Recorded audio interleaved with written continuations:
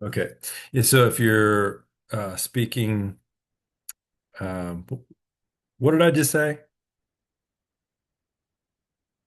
I lost my train of thought when I had to go back to recording.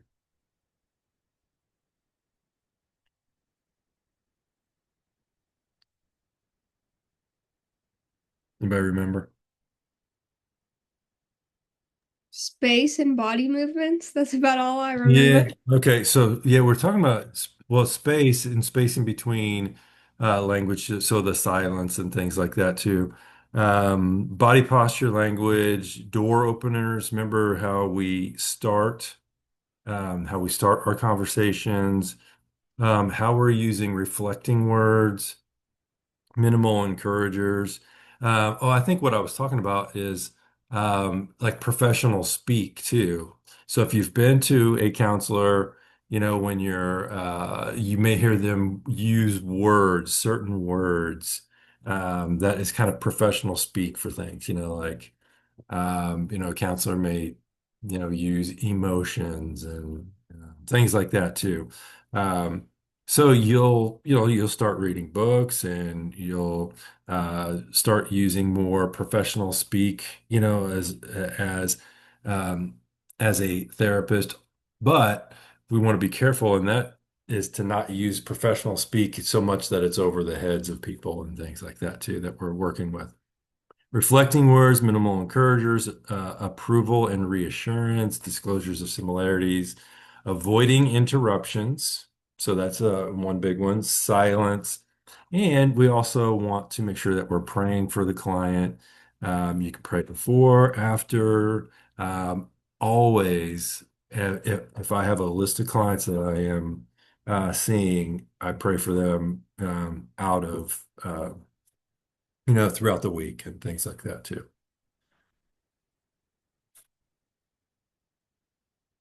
Okay, so let's get back to this. Okay, so how are we integrating the skills through the exploration stage? So remember, the exploration stage are where we're doing most of the talking, probably during, well, not always, but we're asking a lot of questions during that time. They're going to be talking a lot. This is, we want to find out a lot of information. So we're giving them a wide uh, breadth of of like them speaking and everything too. We're starting at the funnel. Remember, we talk about a funnel and it's huge at the top, and so we're sprinkling everything in, and then we're going to be moving down as we ask more questions and as we get through do certain stages, right? So the integrating of the skills in the exploration stage, right? Okay, case conceptualization. So, this is also called case formulation too. So maybe where we're asking all these questions and we're working towards creating a treatment plan with others, right? So the case conceptualization is the clinician's collective understanding of the client's problem. So they come in with this issue. What's the presenting issue? And this is viewed through a particular theoretical orientation. So, as defined by the biopsychosocial context of the client, meaning we're doing the intake and we're asking all of the questions in this intake to find out all of the information that we need. And as supported by a body of research and practice that links a set of co-occurring symptoms to a diagnosis, ultimately a treatment plan. So if we're asking all these questions and we're noticing, wow, there's a lot of agitation, sleepless nights, their mind wanders a lot, all of this stuff.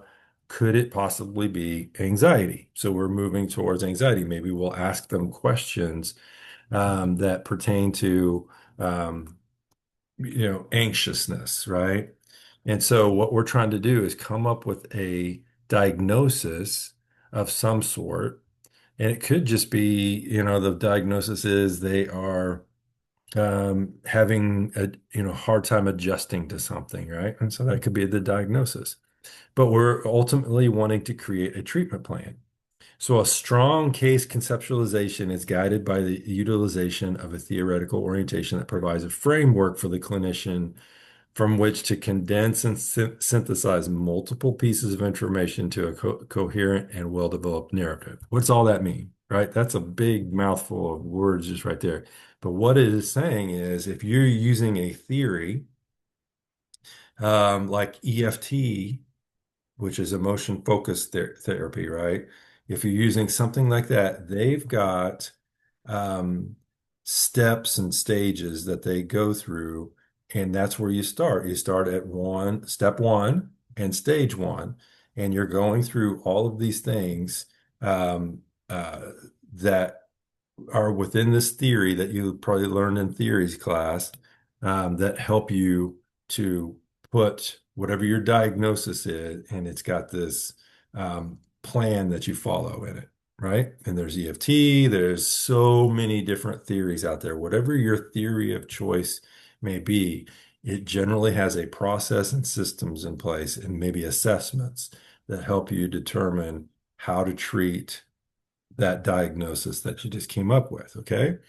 So the narrative aims to identify not only the precipitating causes of the client's problems, what's the root cause of it, right? But also the forces at work, both internal and external to the client that serve to maintain those problems. So, what's the root cause? What is happening in the life of the person that keeps them stuck or anxious or whatever? And then, both internally, so maybe it's their thoughts or some emotions that are coming up, or external, maybe it's their job, maybe it's their spouse, whatever it is.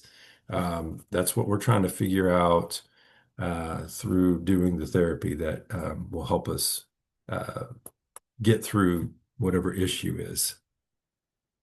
Okay.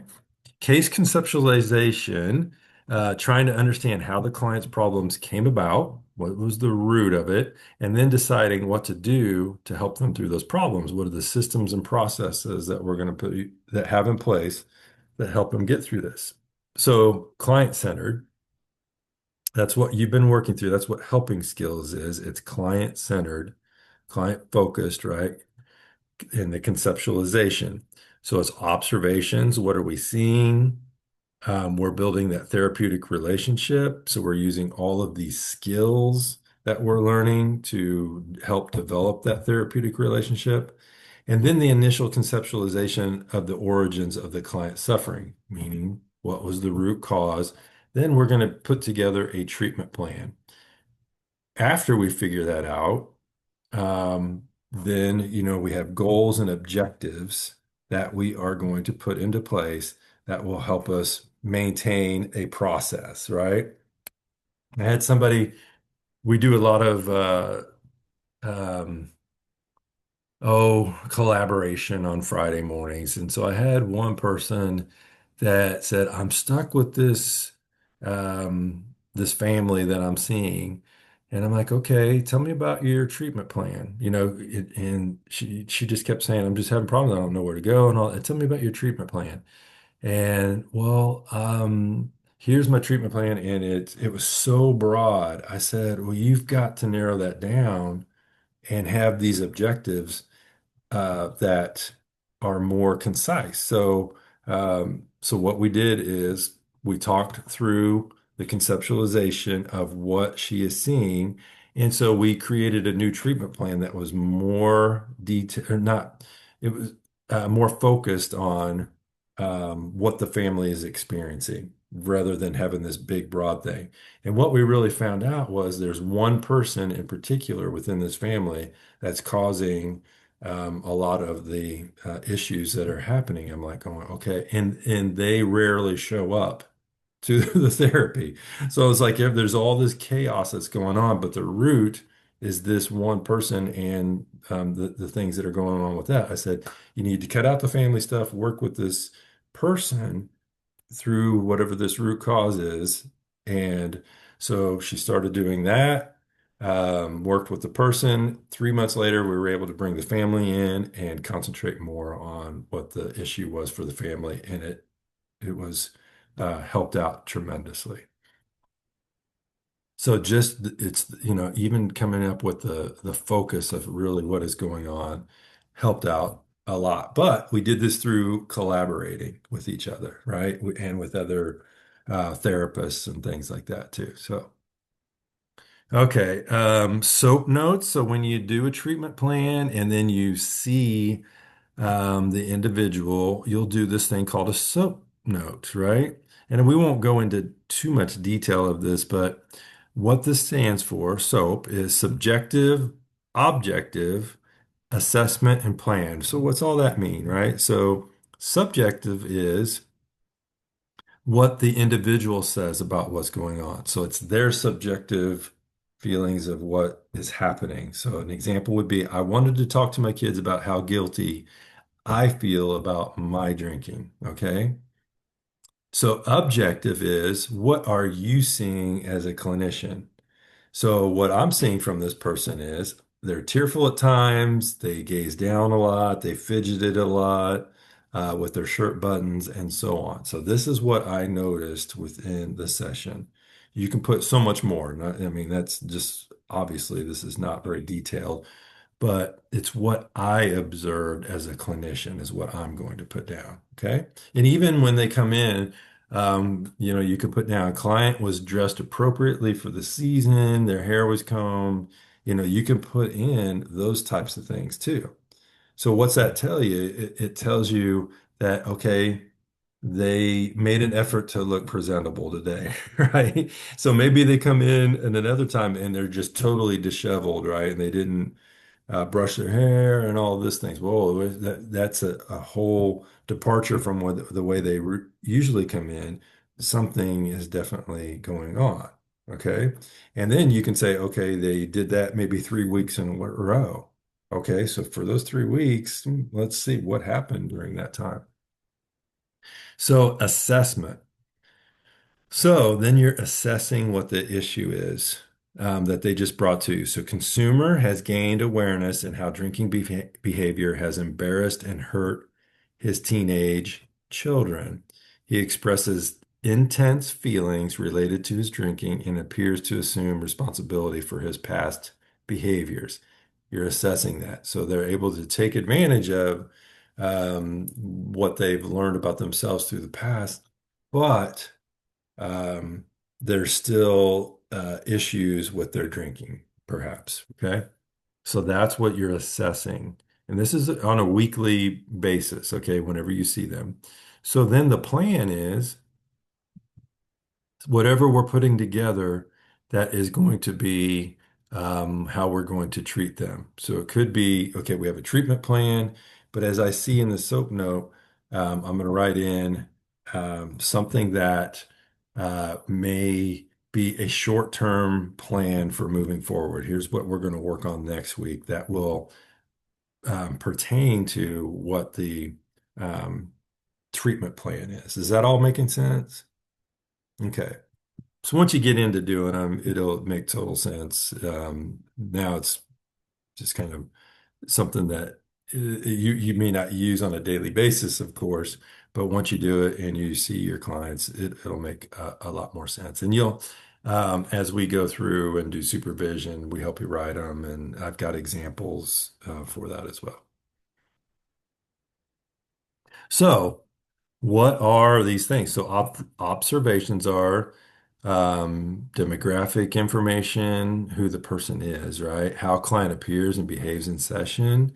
I'm observing these types of things. What's the presenting problem? Did they have previous therapy experience? I ask them this all the time. And it's not to say, did you have good therapy, bad therapy? It's like, what did the other person do well? What did they not do well? Sometimes they're going to say, well, my therapist was terrible and all that stuff too. And I've told you this before. I was like, well, who was your therapist? And I don't ask this anymore, but they'll say it was this person. I'm like, that person's great. So to me, it's really saying they just weren't ready for change or anything. And then I want to ask them what their expectations are. What have you tried previously? What worked, what didn't work for you on what you've tried? Maybe in therapy, what worked, what didn't work, right? And here's the killer right here is what you want to get to is What's their readiness to change? You could even ask it as a scaling question, like on a scale of 1 to 10, how ready are you to change? If they say a 1, well, okay, what would make it a 2? What would make it a 3? If they say, oh, I'm at an 8, okay, what makes it an 8? Well, I really want to make this change, but I don't know exactly what that looks like. Oh, good. So, what would make it a 9? What would make it a 10? And so on. So, obviously, the therapeutic relation is important. This is how the client acts towards you, how you feel about the client, your role and your client's role in the relationship. So we kind of went through a little bit of that. What's the client's role in the relationship? Well, theirs is to take what we talk about and make that change, and yours is to give them examples of change, how we're going to change, all of these things.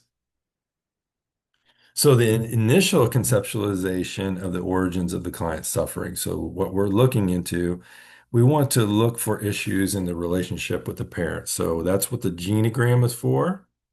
So we want to do that. We also want to look at attachment styles and things like that too. So maybe give them assessments of what their attachment looks like. What was their bonding with like with their father and their mother.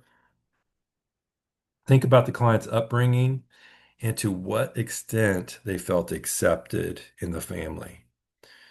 So last night, I'm teaching at another university. I'm teaching a class on addictions.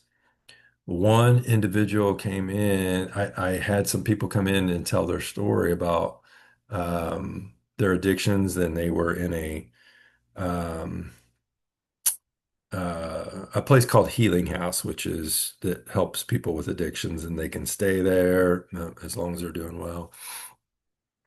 So this was person was talking about their relationship with their parents.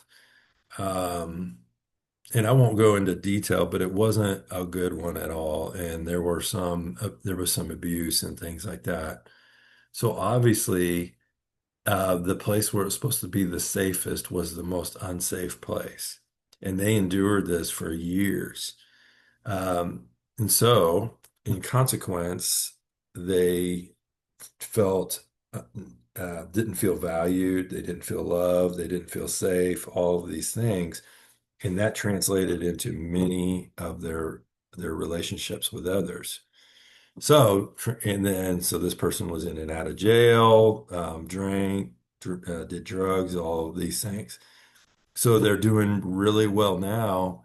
They've reestablished a relationship with their mother, which they didn't have in the past. So all of these things are working, but it took years and years and years of therapy to get to this. Okay. To undo a few years of things that they went through as a child, it took many, many years to correct. Okay. Estimate how far their actual self is from their ideal self. Okay, where are you at now? Where do you want to be? Things like that too. Think about how much they have had to distort or deny reality to survive. Think about that. So you talk a lot about disassociation. You talk about attachment being dismissive or having a dismissive attachment and so on, right? So how far are they from um, their reality of who they want to be? Okay.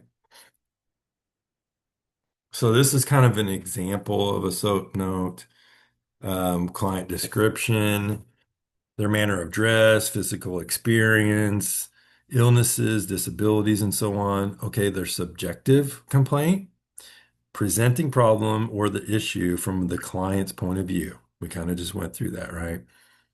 Our objective finding is the counselor's observation of the client's behavior during the session, verbal, nonverbals, including eye contact, voice tone, volume, body posture. You can even see, okay, when they're talking to you, are they keeping eye contact with you? Then maybe other parts. Maybe they're not keeping eye contact with you. Are they lying or is there shame, guilt, and things like that too? So you're just observing how they're speaking with you and so on. Assessment of progress. So here's the assessment part. Counselor's view of the client beyond what the client said or did. Continual evaluation of client in terms of emotions, cognitions, behaviors, and so on. Identification of themes, patterns in which and what the client says. Use of developmental or mental health models. Um, Include your hypothesis, interpretations, and conceptualization of the client in there, okay? In this part of the progress note. Then you want to create a plan for the next session. That's the P. Plans are for the client, not for the counselor. Short and long-term goals, how you want them to interact, how you want to interact with the client, what you may plan to respond to in the next session with client. So these are assessments I did. Okay, here's what I found out. Here's my plan for them. So I'm giving them this homework over this next week. Then you can look back in your notes. Did they do the homework? So what was the outcome of those types of things? What do you think it would be like to have these people come into you and you give them homework and they don't do it? What would you do during that time? What do you think about that? How would you take that?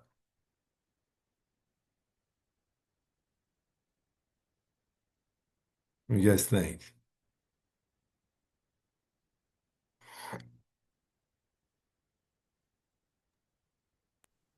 I would just wonder what, what resistance they had and what it was that was keeping them from wanting to do it. Yes, great. Absolutely. What kind of questions would you ask, you think? Um, like I noticed that you didn't complete your homework, Okay, and yeah. I wonder, Yeah. I wonder what you were thinking with that. Yes. I don't know. I wouldn't know how to say it, but something like that. Yes. No, you're on the right track. Yeah, exactly. It really, you're just kind of just going, hey, we are a partner in this and we agreed upon this. I'm keeping my end. I mean, you don't say this, obviously. I'm keeping my end. What is So you're going to explore what is keeping you from these things because it's not always laziness or anything like that. It's like, oh, I'll get around to that and I'll get around to that. I'll get around to that. I'm not saying out of laziness, but avoidance, right? What is keeping you from avoiding? Well, it could be fear of failure. It could be displeasing you as a therapist, displeasing others, fear of something that's within the homework. See, and we want to investigate all of these things. So it's not to condemn them or anything like that. It's to really get down to the root of, wow, what's going on?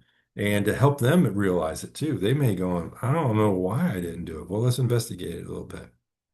And you find that it just maybe they're people pleasers and they didn't want to displease you, but by not giving the right answers or something, right? There's all kinds of things, but we want to do those investigations and ask those questions and be curious. So the treatment plan, so what that looks like, think about how you can be fully present with the client. Um, And it's by following a plan too. So this is like if we're following this, this keeps us on track and we've devised this together. So it makes us a partner, right? That's how you can be fully present with them. Provide facilitative conditions. What can you provide within the session room? Also, what can the client provide outside of the session room that's going to make them successful at this, whether it's talking to others or whatever it is. Accept the client as they are, set the stage so clients can begin to accept themselves, help clients have a corrective relational experience in a safe manner. So we can say this, have help clients have a correctional relational experience. But if it's not in a safe manner that you're providing to them in the room, probably won't happen very quickly or not at all. So if they feel like they can trust you and all those, they can move so much quicker. Treatment plan example. So let's look at this. Always make objectives measurable, right? So remember the thing like SMART goals, so specific, measurable, obtainable. We want to do those so that it's like how we want to be able to see the needle move. So that's what we talk about that's measurable. I hate not having something that's measurable, you know? Because I don't want to base anything on anybody's emotions and that because that's not measurable, right? So make things make objectives measurable 3 out of 5 times, 100%, learn 3 skills, and so on, right? Unless they are measurable on their own, as in list and discuss, weekly. Okay. So a treatment plan. If there's abuse and neglect, the goal is explore and resolve issues relating to history of abuse and neglect um, in the victimization, right? Share the details of the abuse, neglect with therapists as able to do so. That's a goal. Learn about typical long-term residual effects of traumatic life experiences. That's another goal. Develop 2 strategies to help cope with stressful uh, reminders, triggers, memories, and so on. 2 strategies to help cope with it. So some coping skills breathing, mindfulness, and so on. So that's one that would some goals for abuse and neglect. What about alcohol, drugs, and other addictions? Goal is to be free of drug and alcohol, right? Um, so avoid people, places, and situations where temptation might be overwhelming. So maybe you were at work and you'd always pass a bar on the way home and you would stop that. Well, now we don't stop at them, right? Explore dynamics relating to being the child or husband or wife of an alcoholic or somebody that was addicted and discuss them each week at support group meetings. So if the person's not alcoholic, maybe they're a child of one, how did that affect you growing up? And then how does it affect you now? Learn 5 triggers for alcohol and drug abuse. Reach so many days, months, years of clean, sober living. So I had a gentleman that I went to school with, and he goes, meth was his drug of choice. And he said, this was 10 years ago. He goes, I'm 25 years sober today. I'm like, wow, that's awesome. So you got this licked. He goes, nope, I struggle with it every day. So reaching these days, months, years is a big milestone for people that if they're clean and sober. And if they relapse, how do they handle that? How do we handle that? So it's not condemnation or anything. You're doing awesome. We love you. It's okay, we're restarting. Okay, so what does that look like? So there's no condemnation or shaming or anything like that. And then adoption, foster care, and so on. Anger, here's a big one. Goal is to increase and practice ability to manage anger, walk away from situations that trigger strong emotions, and then you can see the goals in this so that they're measurable to be free of tantrums, learn 2 positive anger management skills, and so on. Okay, when we want to choose goals and intentions to facilitate exploration. So with them, we want to agree on the goals when we're doing the treatment plan. Um, establishing, we continue to establish that relationship so that they have a place and understand, hey, this is where we're going. So, but having that trusting relationship with you, facilitating exploration of content, That goes back to trust. We're probably not going to be able to do that really well until that is fully developed. So these individuals last night, one of the counselors was there, and there were four individuals, and they told their story to the class. Each one of them. So one of the questions is, how did you get from A to B in your sobriety? And they go, this person right here. And they kept pointing towards the counselor.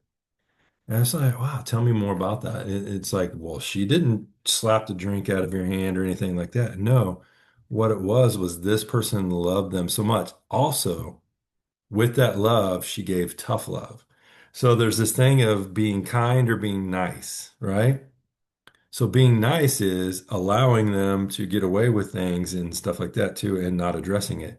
Being kind is addressing it with tough love and saying, hey, you've got to do this. If you don't do this, here's the consequences of it, right? So that's what they were saying is this person was kind to me and we trusted them in every bit of this. They showed empathy, but they showed tough love to me too. And that was the thing that got them through the hump. One thing is with addictions, this woman is so good at it. She had had addiction growing up too, and so she understood what they were going with.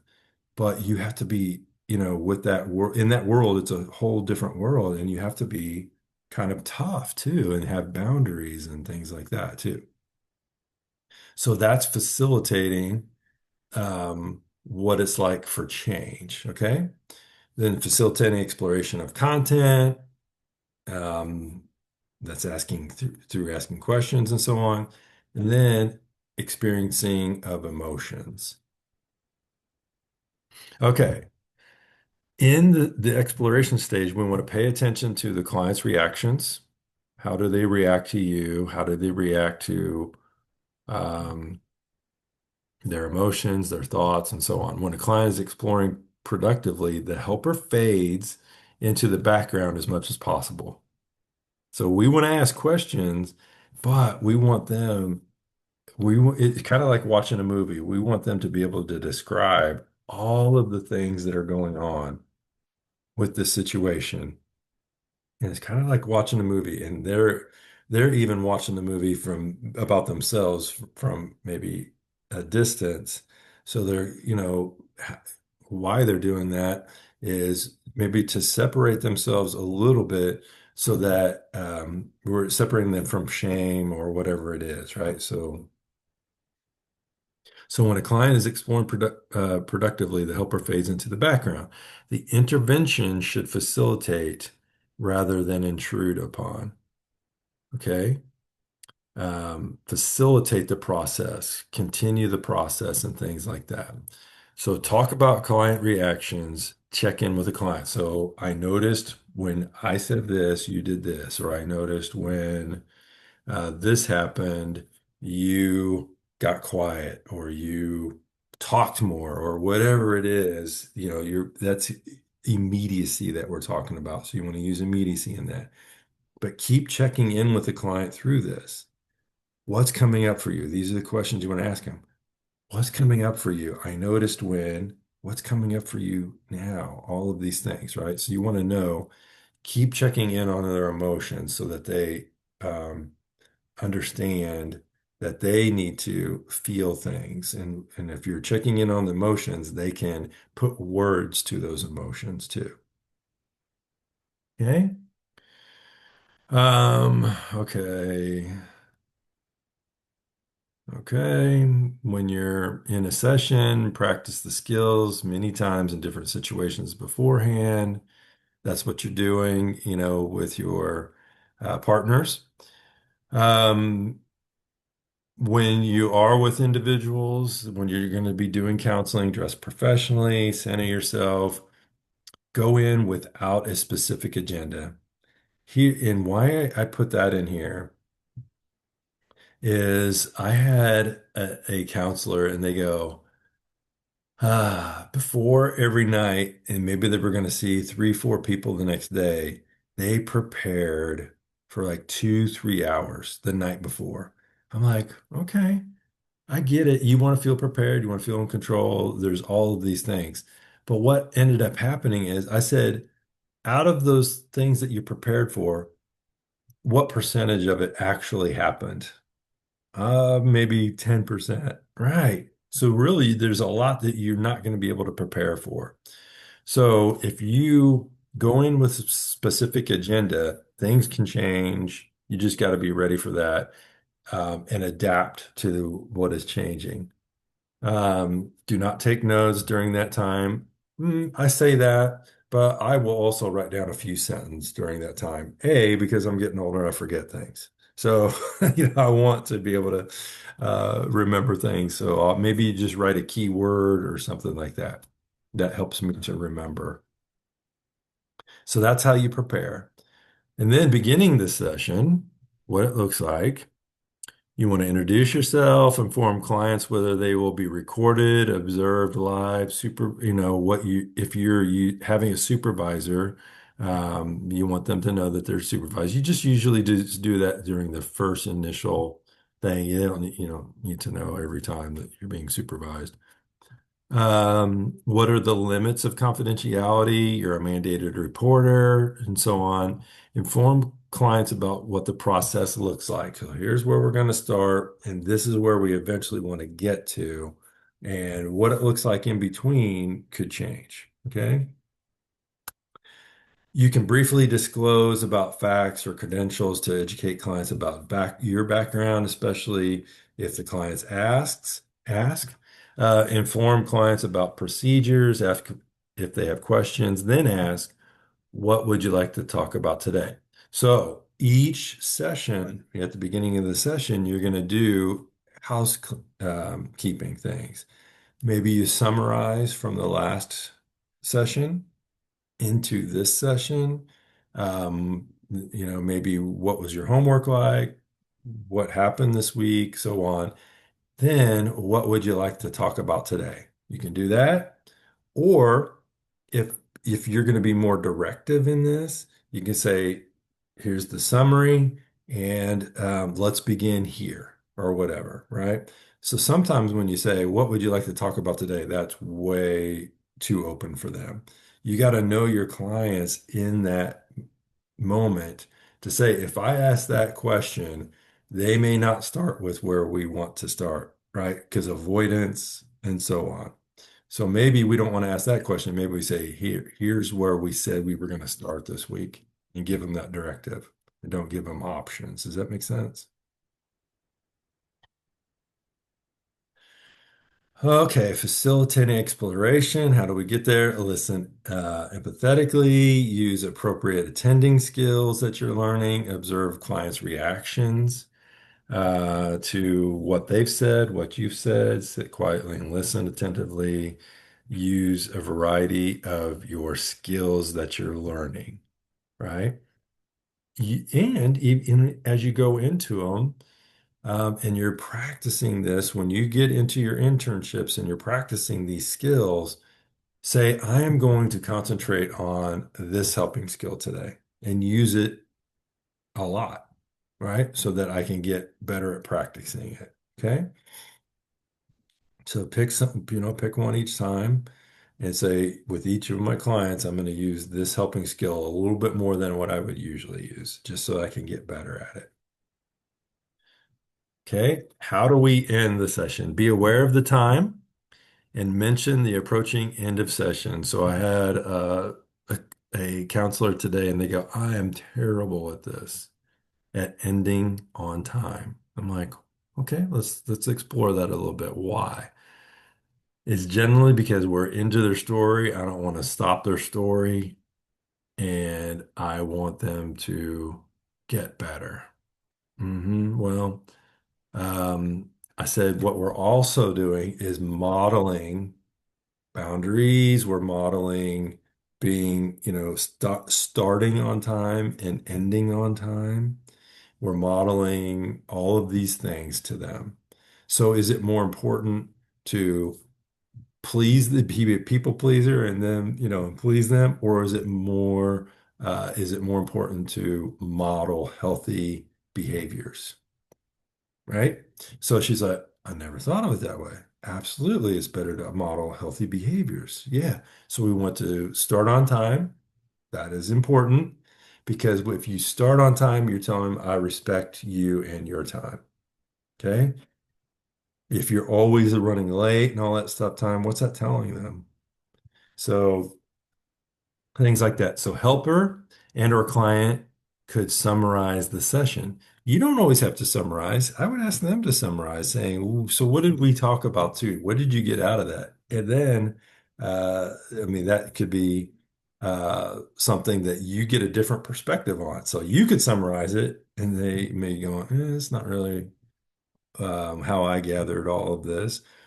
So you can summarize it and say, did I get that right? Things like that too. Or you could ask them to summarize the session.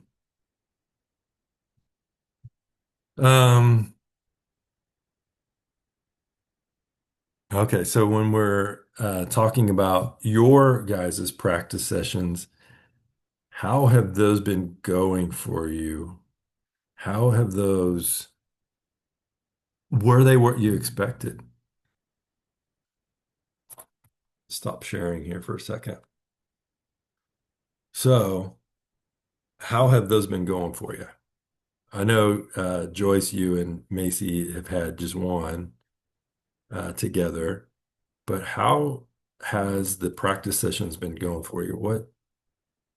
And you don't have to talk about issues or anything like that, but talk about how it may feel different, what it's like using these different skills. Is it awkward? Things like that.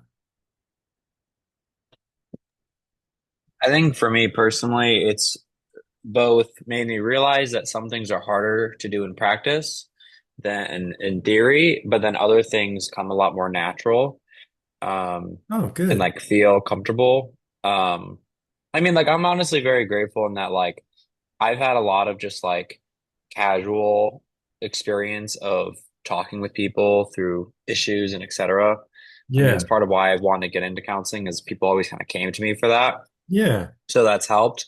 But then, like, specifically things like silence or asking intentional questions, certain things like that, definitely took more intentionality. And of Mm, course, like in the context of the sessions, you're almost very intentionally trying to do those things as opposed to like in a real life scenario, it's not like you're trying to hit a quota of, doing certain things. So it's even better then.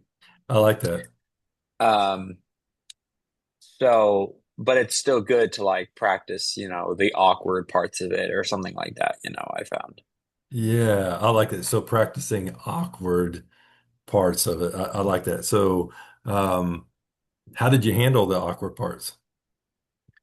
I mean, sometimes it's just like you just soak in the awkward silence and deal with it. I mean, sometimes me and Seth would just break the silence with a laugh as one Yeah. of us kind of just, you know, it kind of just plays it itself out, kind of deal. Yeah. Um, but I think overall, I mean, I don't think there's been like a lot of like awkward moments. It's more just, like it was mostly during when we were practicing listening in silence, I would say. Yeah. Silence is going to be one of the hardest ones, but man, it can be so, so effective too. Mhm. Thanks. Thanks, Ryan. I appreciate that.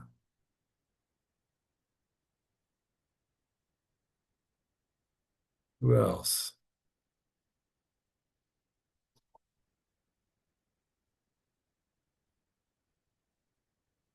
What's It's some? been neat to use some of the like practice sessions to fine tune questions. Like that was probably one of my biggest fears of like what kind of questions do I need to ask? How to like lead this conversation um, in that therapeutic manner. And so to have these practice sessions, that's become more natural and a lot less like anxiety filled of understanding, okay, these are the kind of questions to ask, this is how to phrase it, this is how to word it to lead where you want it to go. So that's been helpful and been different. That's good. That's a great observation too. Yeah. Noticing, so that's awareness, situational awareness, right? So there'll be times when you get started. So what I say we all are heading for is how do I ask better questions each and every time? How do I get better at asking questions and asking better questions to get down to the root of something, right? So that really comes with practice, but it also comes with you are asking these questions, you're getting results back from people, you're seeing life change and all that stuff too, and you're going, okay, this worked with this person, you try it on this person. Oh, it didn't work so well with this person, but it works with this person, right? So you're always observing all the time, and trying new things. And how did that work? So when I say asking better questions, it's sometimes you're asking a lot of questions and you can eliminate some of them and some are, or even make those questions better and combining. Does that make sense? So we're always, how do we get to the answer faster? Right. But here's another thing.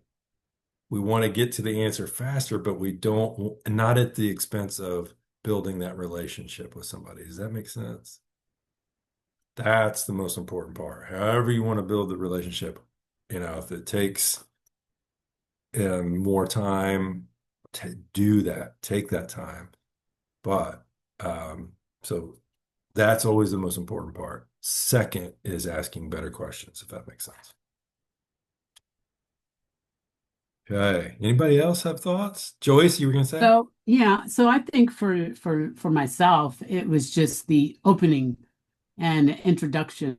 Yeah. Um, I'm assuming that if it was real life counseling, you would know a little bit about the person or what is the issue or problem in hand. So Yeah. I think that was a little hurdle.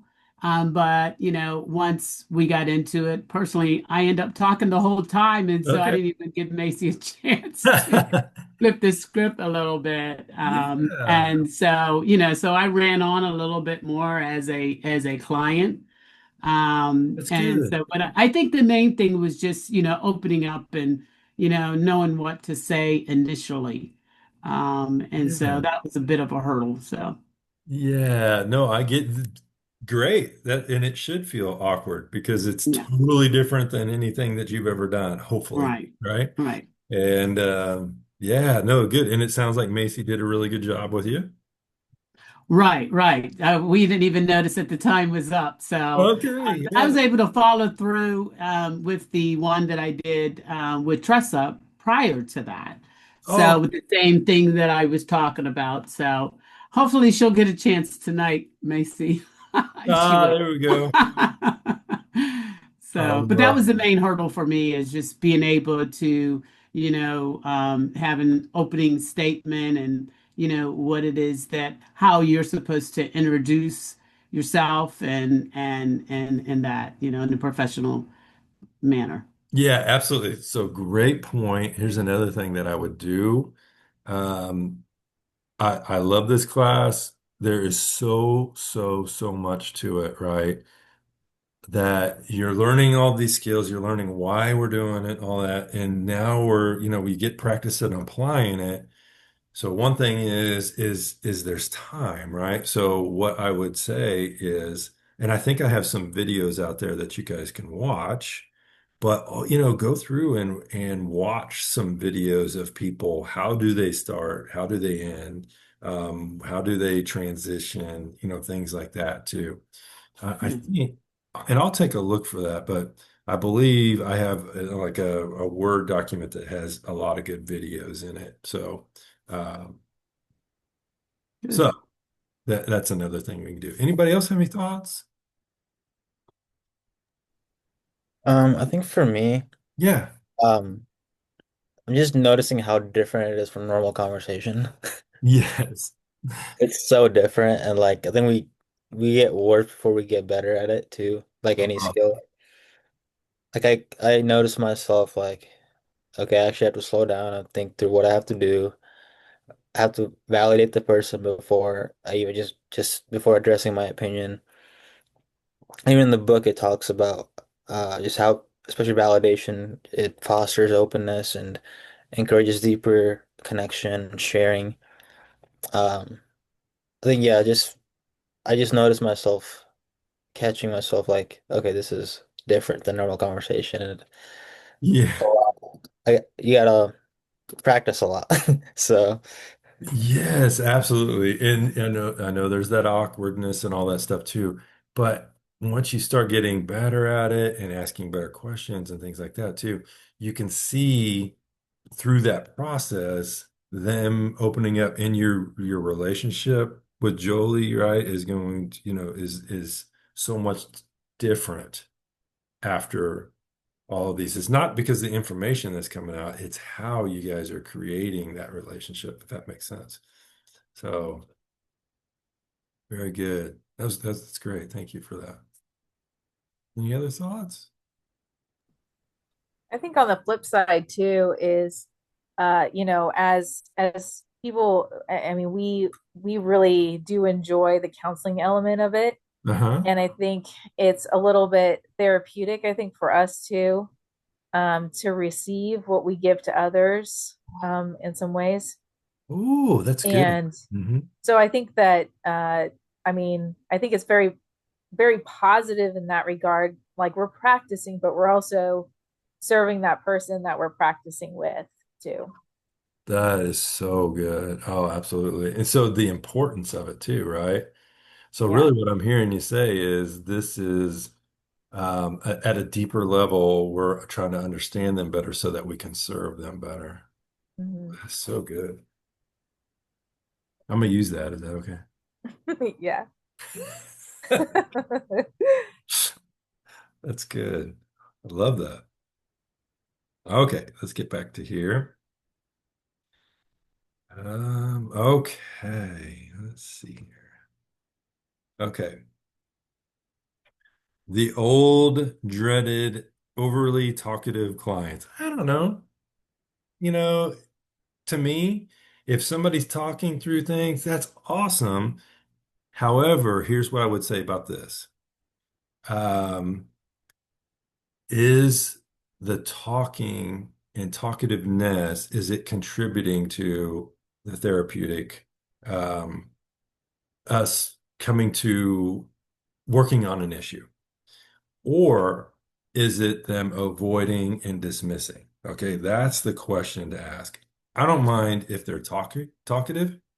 I think that's a good thing as long as we're processing and getting to um, a, a point. Okay, over talkativeness is a defense, an attempt to keep others at a distance. Okay, so just think about that. But you will get people in if they're talking as long as we're processing. That's awesome. Yes, encouraging them to talk. Keep talking. Yes, that's those minimal encouragers. You want them to continue as long as we're heading towards something. Okay.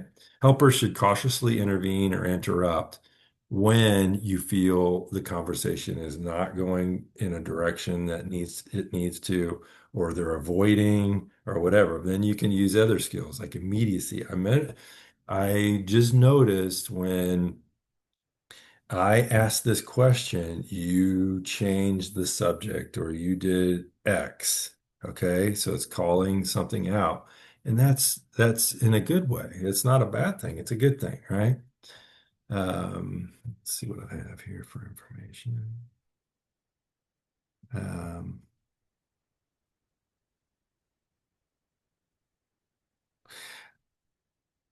okay. Okay. Next thing. How about overly quiet clients, right? Helpers should try to assess why the client is being, or yeah, why the client is being quiet. Um, Maybe they're not comfortable yet, not trusting yet, so we have to figure that out. Or there may be a shame factor or something like that that we have to assess, adjust to the client's pace. Um, I had down here, what are some reasons why a client may be quiet so that maybe they're not sure of the process? So, they come in, oh, I'm okay. I'm not really sure of what I'm going to. So you're establishing a rhythm with them, things like that. Not trusting, angry because someone sent them to counseling. So, a lot of times, if you have a couple that comes in, the one of them is there because the other, the spouse sent them there and they really don't want to be there. So they'll be quiet, right? So they're kind of maybe angry about that. You want to adjust to the client's pace, let the client open up gradually, and then also don't rush to fill the silence. So here's where practicing silence can be your friend is we don't want to rush. We sometimes, I may have played this for you or not. But Good Will Hunting, have you guys seen that movie? Okay, so in Good Will Hunting, remember there was a period in that movie where they just sat there in silence because it was a game that was going on. So Will was going, I don't, this guy's not going to control me. And same thing with the therapist. Therapist was sitting there going, I can play this game as long as you can. Okay. So, but that was a whole different story. So don't rush to fill the silence. Okay. How do we want to respond to the client's questions, right? Listen respectfully to the question, promote curiosity about the question that they are asking, answer the question sufficiently to keep the client engaged, explore possible meanings behind. Okay. So that is one thing is, okay. I think where people get anxious about therapy is they think that, oh, the therapist is there and they are um, thinking about every word that I've said and they're trying to glean something from it to diagnose me in something. And that's not always the case, right? So we're just trying to figure things out. So we do talk about handles that we want to grab onto. If they say these, particular words, we may pull those out. So sometimes that may give them this feeling of, oh, they're hanging on every word of mine and they keep picking these words out. And so they may be quiet because of that. Like, oh, I don't want to, I may feel judged or something like that. So we're um, trying to establish that therapeutic alliance. So, we have this process. So we don't want to rush through things. That could be one thing that a therapist does because they've been doing this for so long. No, we're always concentrating on establishing that good therapeutic alliance, and that goes through responding to the client's questions in a certain manner. Okay. Um, what are some difficulties that we may be going through in the exploration stage? What if we're not doing a very good job at listening and attending? Okay, that could happen. Poor skill implementation, asking too many closed questions and not enough open questions, not doing the attending things that we're talking about, the head nodding. Maybe we're talking too much in the situation. Maybe we're disclosing too many things or too much. Um, how about this one? Giving too much or premature advice to them. Maybe we don't want to give advice at all. Um, Discouraging intense expressions of affect, meaning if they get overly emotional about things and maybe we rear back in our seats or we react in a way that throws them off. Okay, so we don't want to discourage those intense expressions that they do. We want, if they get angry, we want them to be angry, but we want to watch how they express it, right? So eventually we want them to express it in a healthy way and feel healthy about how they express things, but we don't want to discourage anything that's going on with them. Okay. Circling rather than exploring is asking the right questions, okay? Failing to attend to culture, um, trying to be a buddy instead of a helper.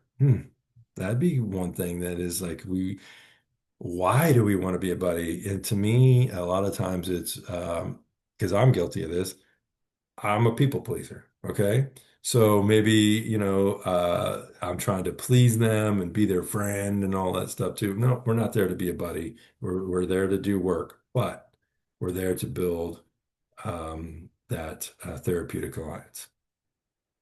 Having intense negative reactions to clients, disassociating and panicking. Obviously, we don't want that to happen. Feeling discouraged about your ability as a helper. Here's the one thing is they are going to don't I want to say this in a okay, let me say it this way. As you guys are working with one another, you guys are in the same boat and you understand this is going to be awkward. And these are awkward things. So you have that awareness and you have that understanding. So you may be in with a client for your very first time and they may feel that awkwardness and then they become awkward and stuff like that too. That's going to happen, right? So things like that are going to happen. So it only comes with experimenting and practicing and things like that, that awkwardness goes away. Okay. Then you become, a better professional and things like that too. Just know that it's going to, when you're doing your internships and stuff like that, it's going to get awkward and that's okay. Okay. Let it be and just experience it. And that's fine. Okay. That's what, when you're doing supervision with me, we'll talk through all those things and how do we get better at it. Okay. Coping strategies. This is for you, self-reflection. What am I feeling in this? Was that awkward? How did I feel about that being awkward? Things like that too. And that's what supervision is about. Watch videos of your sessions, maybe even transcribe them. So that means we're slowing down. What did I say during this time? How was that received? How did I feel about saying those things? Observe models, shadow people, right? So when you first get started, yeah, we're going to do some shadowing of other individuals as they um, do their counseling. Always be practicing.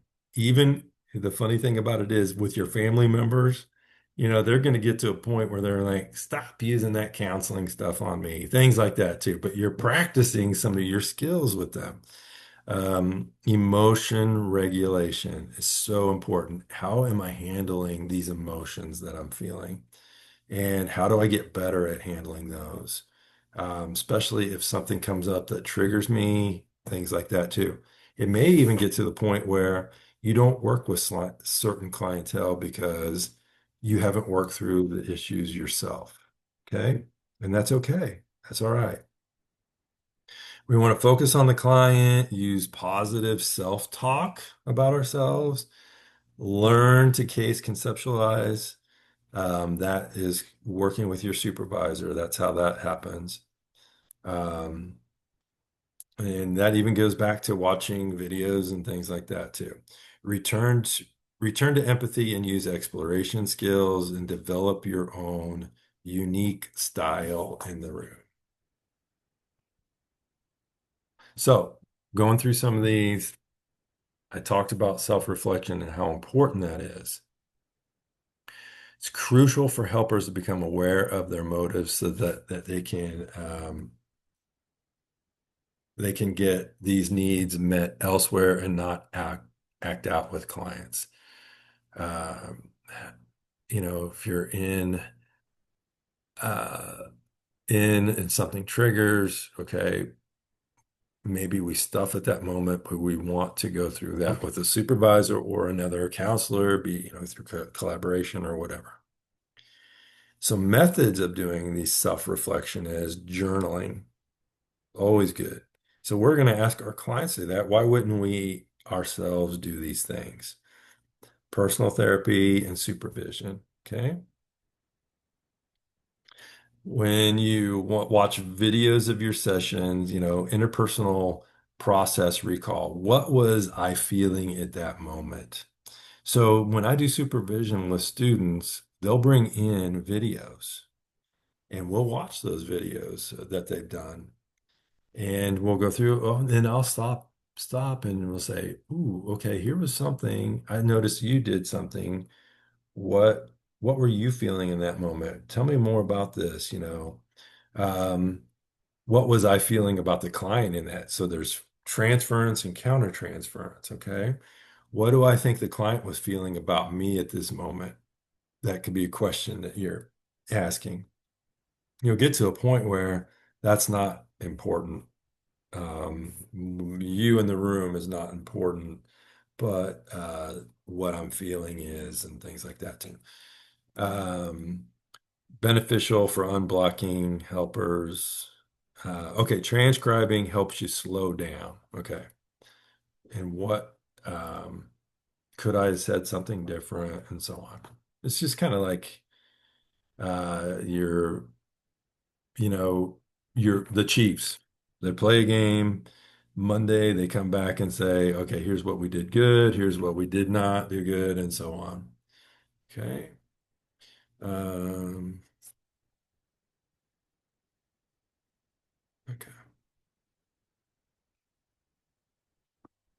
Okay, so observe models helps the skills come alive. Watch a variety of helpers to illustrate what they're doing different than what you may do. Watch other people's styles and things like that too. That's where shadowing, others is going to come in so important. Keep practicing. Students consistently say that practice is what helps them learn the skills. Role play with others. That's what you guys are doing here. When this class is over, I wouldn't stop. I would just keep practicing that. There's going to be that thing of like, okay, we're done with this class. You shouldn't stop it. Maybe continue getting with your partner and working through things, right? And always be practicing. Imagery. Imagine yourself using appropriate attending behaviors and helping skills in a different situation. It's always good. Trust you, right? You're a coach. Imagery. You probably always tell your saying, imagine this, Uh, one of my favorite stories is there's these people, they ask them to shoot free throws, okay? So here's a group, they take one group and they have them practice it, they're actually doing it. They take another group that just visualizes it. And then they take another group, they don't do anything at all, okay? So they come back together. The group that don't do any at all, maybe they hit 3 out of 10. The other group that imagined it, they maybe hit 5 or 6 out of 10. So there was that improvement. Then the ones who practice it maybe hit 8 out of 10. Okay. So you can see, okay, practicing it and doing it is better, but even visualizing something makes you better. It even helps with muscle memory and stuff like that too. And then not doing anything at all, obviously, you're going on pure maybe athleticism or something like that, that makes it okay. So, but imagery is huge. Imagine yourself doing this, put yourself in that place. So good. Emotional regulation, absolutely.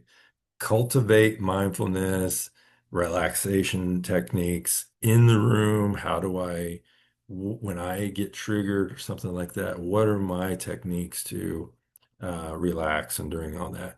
Deep breathing during session. It allows you to relax, gives helpers a moment to think about what they're going to say next. Take that. And you're modeling things too, for them. Gives clients a chance to think and consider whether they have anything else to say. So you take a deep breath. Maybe I don't say anything.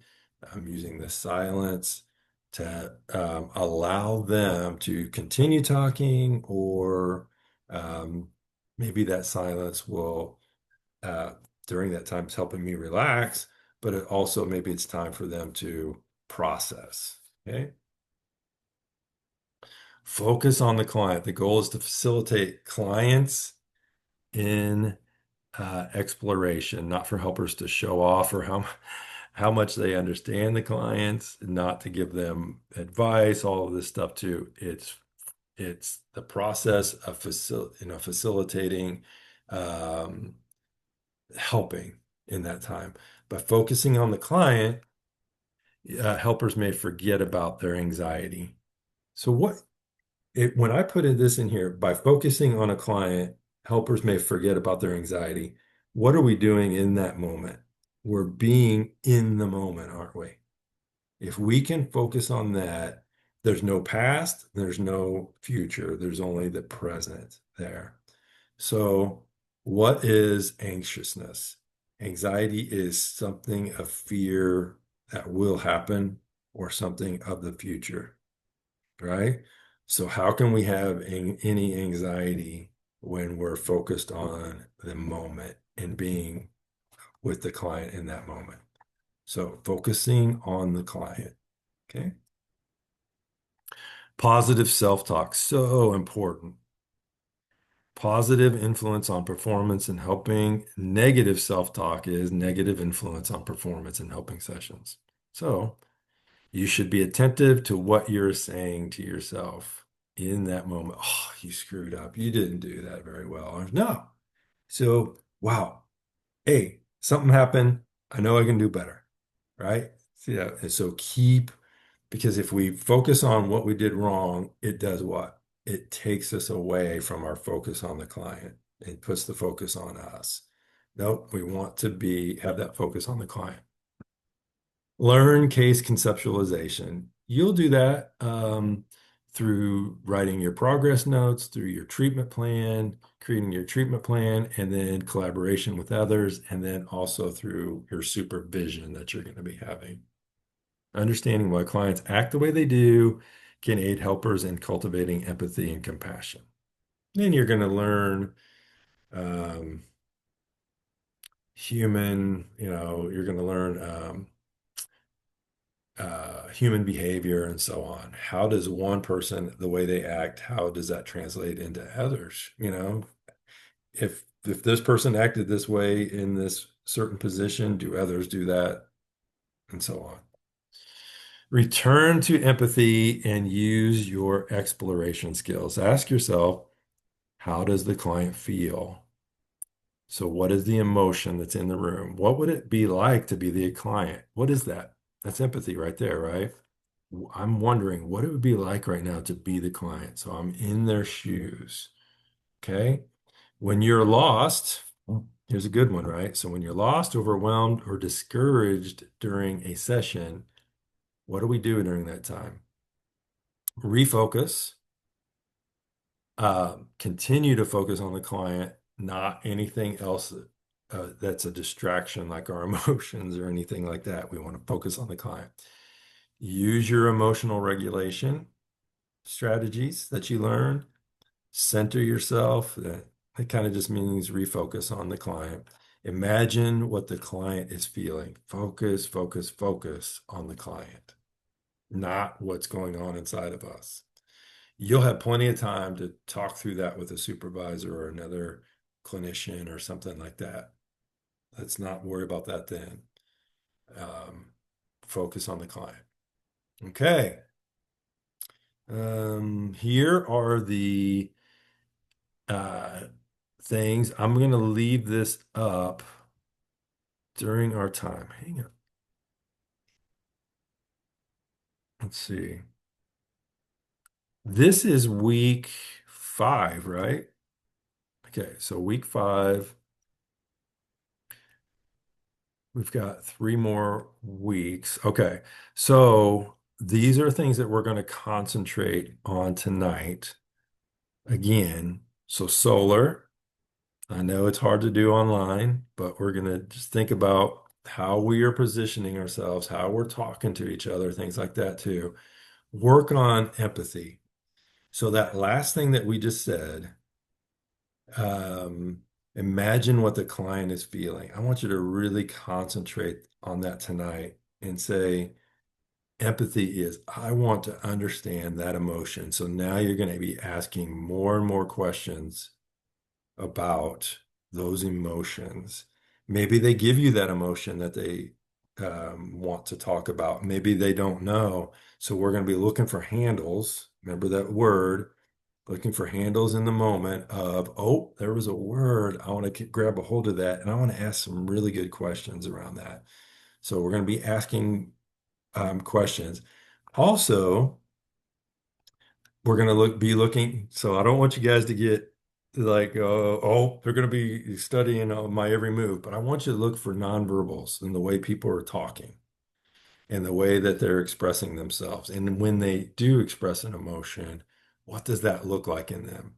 Is it consistent every time that they talk about these emotions? Okay. So you're looking for consistency. Oh, tonight it was this way. The next week it was this way, this way. Oh, and then something when they talk about it, certain emotions, did it change in any way? Their facial expressions, that goes along with the nonverbals, your listening skills.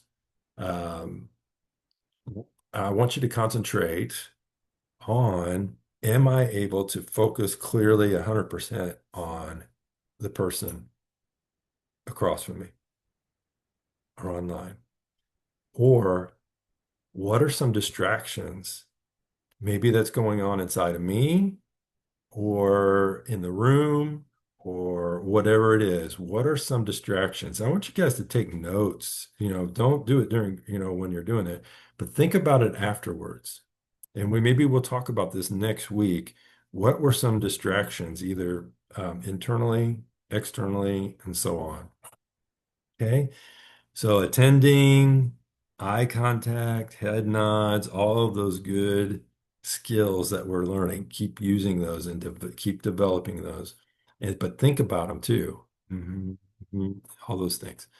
Body movements, body posture, language, door openers. Remember what that is. How are we going to start each session? So those door openers, and those aren't just like each individual session. It could be door opener, could be something that you ask them that when you're maybe changing. So Jolie was off for some reason. Okay. Reflecting words, minimal encouragers that we talked about, approval, reassurance, disclosure of similarities, self-disclosure. Maybe you use maybe some self-disclosure tonight. Maybe um, go through some of these and pick, I want to really concentrate on these. I've got the eye contact, head nods, the nonverbals, the attending skills. I've got those down, minimal encouragers. I'm really doing good at those. Now I want to add something. Maybe tonight it's the silence you want to add. Maybe tonight maybe I want to check my tone of voice or um, disclosure. Maybe tonight I'm going to find something that is a similarity to what they're going through, and I'm going to disclose something of my own. And here's the thing, remember, if you guys are working on issues, it doesn't have to be a real issue. It could be made up issue. Maybe you're using a self-disclosure of some sort. So definitely we probably want to, if it is something you're disclosing, make it real, you know, or if you feel it's too personal or anything, don't do it. That's fine too. Or just add something that is close or whatever you want to do. Avoid interrupting. Maybe that's one thing that you want to concentrate on. Maybe you've interrupted in the past or whatever, and you want to talk less or whatever it is. So these are the things that we're going to be concentrating on tonight. Do you guys need to make take a screenshot or anything so that you can keep that? Just want to do that.